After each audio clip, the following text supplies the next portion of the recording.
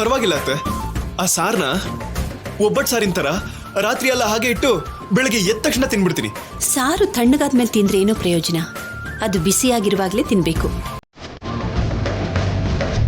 ಆದ್ಯಾ, ಹೋಗಿ ತಂದು ಬಡ್ಸಮ್ಮ. ಹಾ ಆಯ್ತು.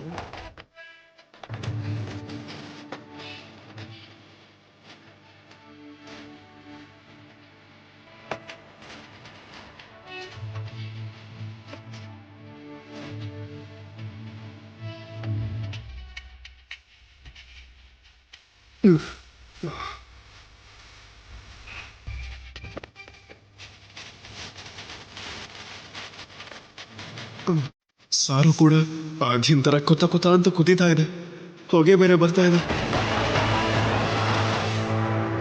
ಆದ್ಯಾ, ಸೌಟ್ ಕೊಡಿಲಿ. ಸಾಂಬಾರ್ ನಾನೇ ಬಡ್ಸ್ಕೋತೀನಿ, ನೀನ್ ಹೋಗು. ಅವಳು ಹೋಗಿ ಮಾಡೋದ್ ಏನೋ ಇದೆ ಸೀನು, ಬಡಿಸ್ತಾಳ್ ಬಿಡು. ಆದ್ಯಾ, ನೀನ್ ಸಾರ್ ಹಾಕಮ್ಮ. ಸರಿ ದೊಡ್ಡಮ್ಮ. ಅತ್ತೆ, ನೀವು ಹೊರಗಡೆ ಹೋಗ್ತೀನಿ ಅಂದಾಗ ನಾನು ನಿಮ್ಮನ್ನ ತಡಿಬಾರ್ದಾಗಿತ್ತು. ಆದ್ಯಾ,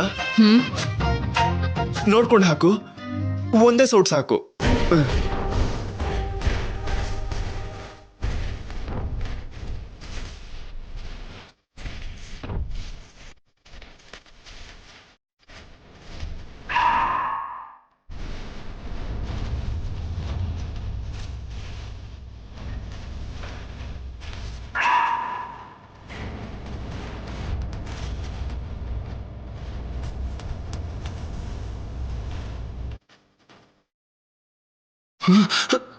ಅಯ್ಯೋ,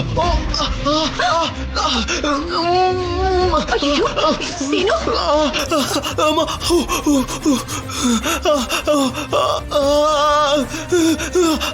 ಆದ್ಯಾ ಏನ್ ಮಾಡಿದ್ಯಮ್ಮ?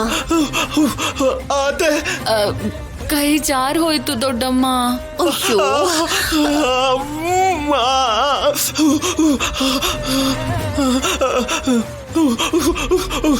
ಇವಾಗ ಹುಚ್ಚಿಳಿತು ನಿಂಗೆ.